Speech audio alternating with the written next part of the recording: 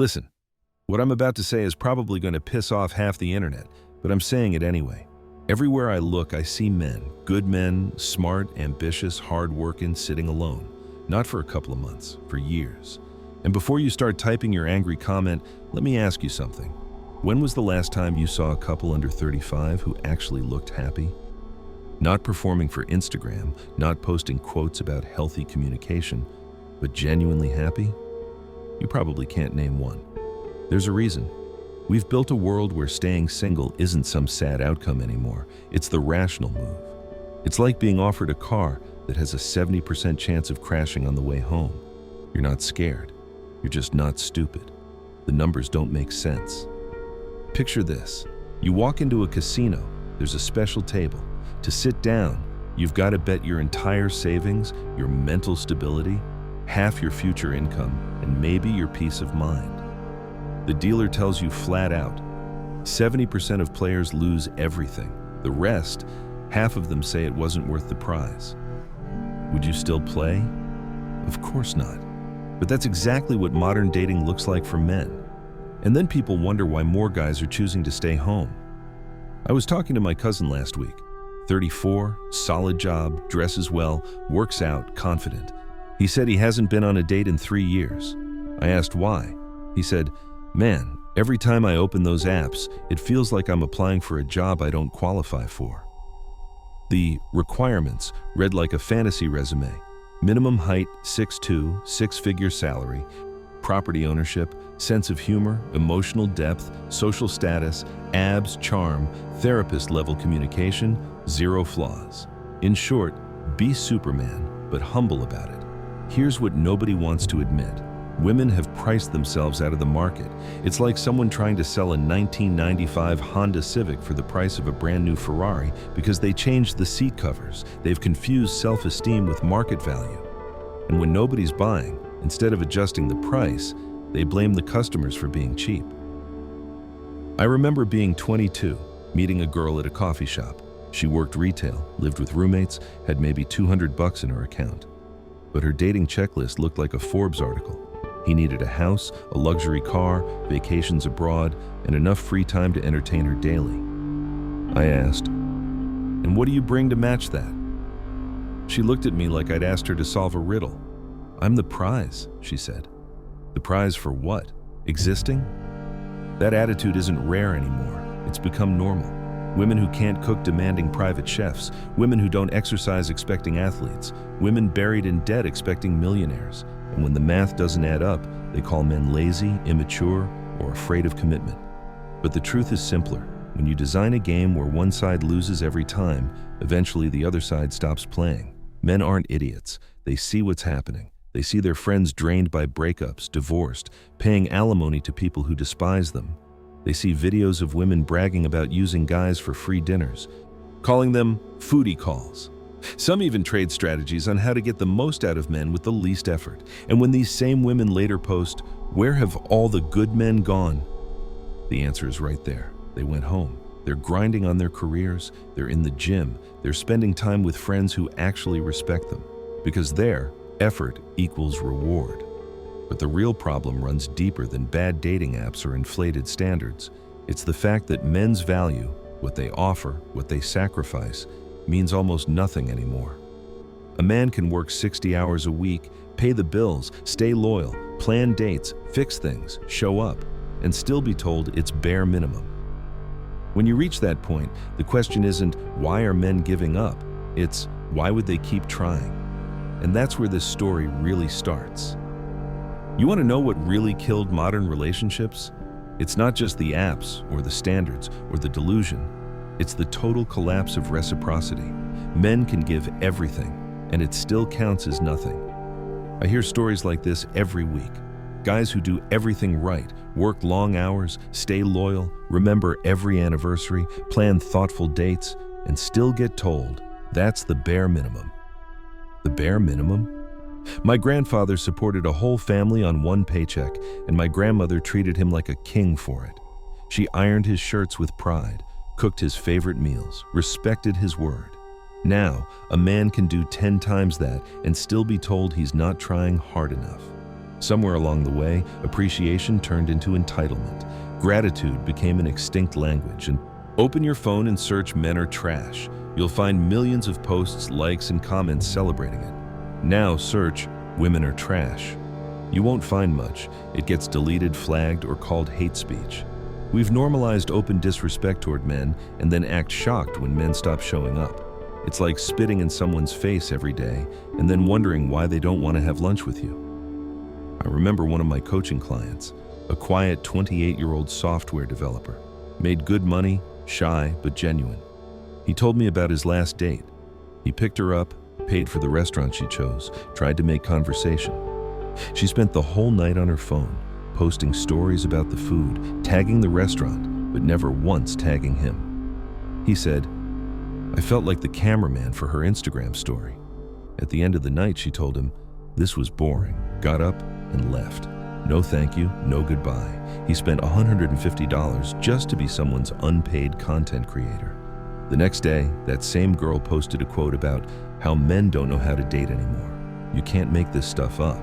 And that's the poison beneath it all.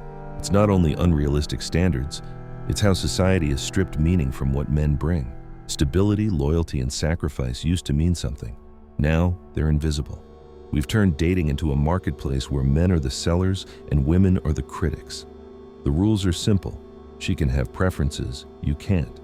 She can reject you for height, income, or status, and it's called empowerment. You do the same, and you're labeled insecure or misogynistic.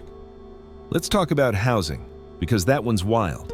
I've seen women living in shared apartments with 5 roommates, sleeping on a mattress on the floor, eating instant noodles for dinner, rejecting men because they don't own property. Do you know how few men under 35 actually own homes in major cities? Maybe 5%. So 95% are automatically disqualified. Then they wonder why there are no good men left. The math doesn't add up because the math isn't meant to. It's driven by fantasy, not reality. There was this woman, let's call her Anna. She had a spreadsheet. I'm serious. A literal Excel sheet of dating requirements.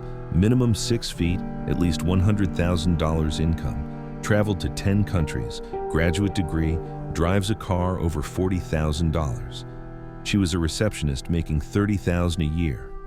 Fast forward 5 years, she's 30, still single, lowering her standards daily like a clearance sale. Yesterday's must-haves are today's nice-to-haves, and tomorrow they'll just be optional. Meanwhile, the men she rejected, they've moved on. They're dating younger women who actually want to build something. Time is undefeated, and Father Time does not negotiate. Now, about this independent woman slogan that's everywhere. The funny thing, the truly independent ones never talk about it. They're too busy working, building, living. You won't see independent woman in their bio, but the ones shouting it loudest online? They're often the ones asking friends for rent money, drowning in debt, and spending weekends popping bottles for Instagram validation. It's like someone who can't afford a car saying they prefer walking. We all know it's cope. I've seen this pattern hundreds of times. At 22, women say, "I don't need anyone." At 28, they say, "I'm ready, but only if he's perfect." At 33, "Where did all the good men go?" At 38, "I'll take anyone who texts back." The irony is painful. They could have had a loyal man at 25, but they were too busy finding themselves, which, let's be honest, usually meant wasting time on men they never respected in the first place. And the men, they've watched it all play out.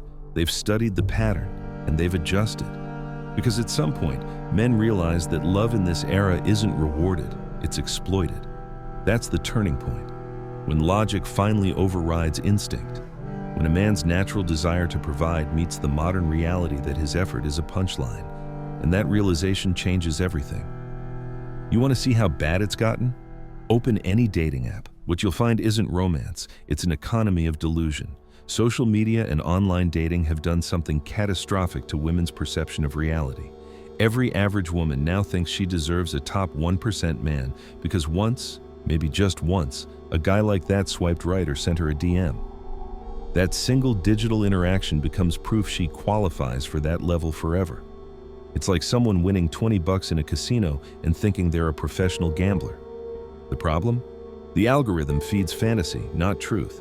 It shows her the men she wants, not the men who'd actually stay.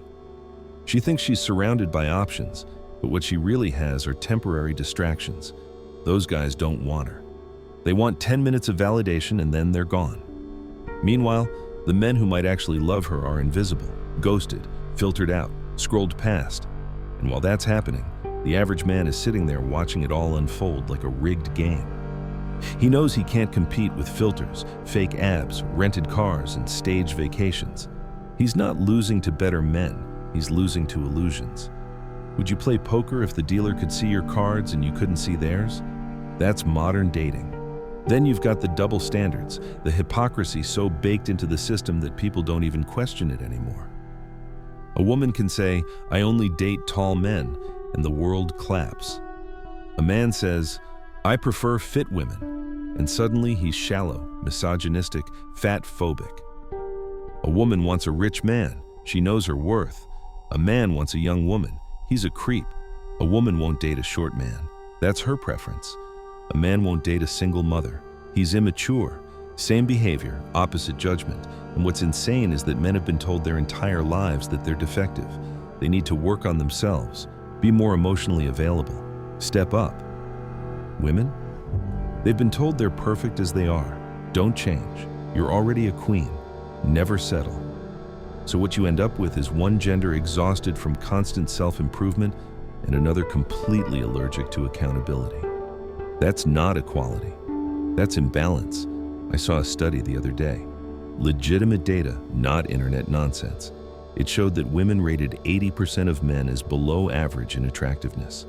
Think about that. How can 80% be below average? That's not math, it's delusion. It's proof of how social media has warped expectations beyond logic. When everyone's comparing themselves to influencers and celebrities, normal people don't stand a chance.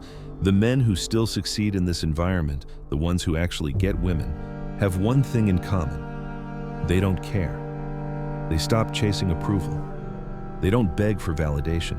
They treat women's moods, complaints, and contradictions the way you'd treat a child's tantrum, amusing, but not serious. And ironically, that's what draws women in. The less he cares, the more she wants him. It's a sick joke. Kindness is repulsive, indifference is magnetic. Meanwhile, the good men, the ones who'd actually build, provide, commit, they're invisible. Overlooked for years until women hit their mid-30s and start asking, where did all the good men go? They didn't vanish. They just stopped volunteering for a losing game. They either married younger women who still believed in partnership, or they built a life that doesn't revolve around dating at all. You see, reality eventually collects its debt. The strong, independent, don't need a man slogan only works until the clock starts ticking. Father Time doesn't care about hashtags or empowerment quotes. I've seen it countless times. Women who spent their 20s chasing attention, not connection, suddenly hit panic mode in their late 30s. The same men they ignored are now thriving, fit, focused, financially secure, and uninterested. By the time the realization hits, it's too late. Because this isn't just about attraction anymore, it's about market dynamics. And unlike emotions, markets don't care how you feel. They care about supply and demand. And that's the cruelest part. There's no going back. The fantasy can't be unlearned. Once you've tasted constant validation, real intimacy feels like poverty. And when men finally stop chasing, stop pandering, stop playing, there's no incentive left to rebuild what's broken. So where does that leave us? A generation of men who no longer believe in the reward of love. A generation of women who can't understand why their power doesn't last forever. And a dating market where everyone is performing, but no one is connecting. And the truth that's coming next, the one most people aren't ready to face, is what happens when men finally realize loneliness isn't a curse, but an advantage. Here's the part nobody wants to talk about. Men have adapted. What used to be loneliness has turned into liberation. The script flipped quietly, and now women are the ones struggling to adjust. The dating pool has dried up, not because men disappeared, but because they stopped volunteering to drown. Look around. Marriage rates are collapsing. Birth rates are hitting historic lows. Every social metric tied to relationships is in free fall, and yet the message never changes. Men need to man up. As if shame is still supposed to work, but it doesn't anymore. You can't shame a man who's found peace alone. I saw it happen firsthand at a wedding a few years ago. Big event, beautiful setup, probably cost 6 figures. The groom, good guy, successful, family-oriented, stood there with a look I'll never forget. Not joy, not love, resignation. His bride spent the night complaining about tiny details, the flowers, the music, the cake. Not once did she look at him with warmth. 6 months later, divorced. She kept the ring, the gifts, the photos. He kept the debt and the depression. Tell me again why men are afraid of commitment. They're not afraid of commitment. They're afraid of signing their own death warrant. And once you've seen that enough times, you start to understand. Men don't fear being alone. They fear investing in the wrong person, so they adapt. Lonely? Get a dog? Need intimacy? There are options now. Plenty of them. Need companionship? Brotherhood has made a comeback. Male friendships are stronger than ever because we've realized we can't rely on women for emotional support anymore. Need purpose? Build, create, earn, train. The modern man is learning to turn solitude into structure. I've said it before, humans adapt to any climate. If it's cold, we build shelter. If it's lonely, we build meaning. What was once a curse is now a competitive advantage. Meanwhile, women in their 30s and 40s are falling apart, posting wine memes about self-love and healing eras, trying to romanticize the very isolation they used to mock men for. They bought the lie that they could have it all whenever they wanted. But the store's closed now. Inventory's gone. The men they want are either taken or uninterested. I saw it just last month at a bar. A group of women, late 20s, early 30s, sitting nearby, loud enough for everyone to hear, complaining that men don't commit, that all the good ones are gone. Then one of them opens Tinder. Thousands of matches. She starts swiping left, left, left. Too short, too broke, too boring, too average. One of them even said, "Ew, why would he even think he has a chance?" And then, right after, she sighed. Why can't I find anyone decent? The cognitive dissonance could power a small city, and it's always the same pattern. The ones who complain the most bring the least to the table. They want a CEO while earning minimum wage. They demand peace while bringing chaos. They want wealth while swimming in debt. They call it empowerment, but it's entitlement with lipstick on. And when you point it out, you're a misogynist who can't handle strong women. No, men can handle strong women just fine. What they can't handle is delusion. You know what's tragic? Even young men are giving up before they start. I get messages from 18 and 19-year-olds saying, "What's the point?" They've already seen the script. Their dad's broken from divorce, their brother's drained by drama, their friends mocked for caring too much. They've realized that the game is fixed, and once you know that, it's hard to pretend you don't. There's this myth women cling to, the backup plan. They think they can live wild in their 20s, then settle with a nice guy in their 30s. But that guy they rejected a decade ago, he's not waiting around. He either found someone younger who appreciated him, or built a life that doesn't require validation. He's not a backup. He's retired from the game entirely. And the money dynamic makes it even worse. Modern women want traditional provision without traditional reciprocity. They want you to pay for everything, but still split the chores. They want you to be the provider, but not have a say. I once had a client, a successful entrepreneur, whose girlfriend made good money herself. When he suggested they split a vacation 50-50, she called him cheap, said, "A real man pays for everything." This woman made $90,000 a year and drove a BMW. The moment he asked for equality, she called it misogyny. So men are walking away, quietly, calmly, permanently, because the peace that comes with solitude is worth more than validation that never lasts. No drama, no tests, no walking on eggshells. You come home, it's quiet. Your money's yours. Your time's yours. You make a decision, it's final. You want to buy a motorcycle? Do it. Invest in crypto. Go ahead. Sleep in on Saturday? Nobody's nagging you. This isn't loneliness. This is freedom. So yes, men are staying single, and yes, women are to blame. Not all of them, but enough to poison the system. And until accountability returns, nothing changes. Men have already evolved. They're fine on their own. The question now isn't why men are fine. It's whether women can handle the same truth. Because every year that passes, every birthday that goes by, the options shrink while men's expand. That's not revenge. That's just reality. And reality always wins.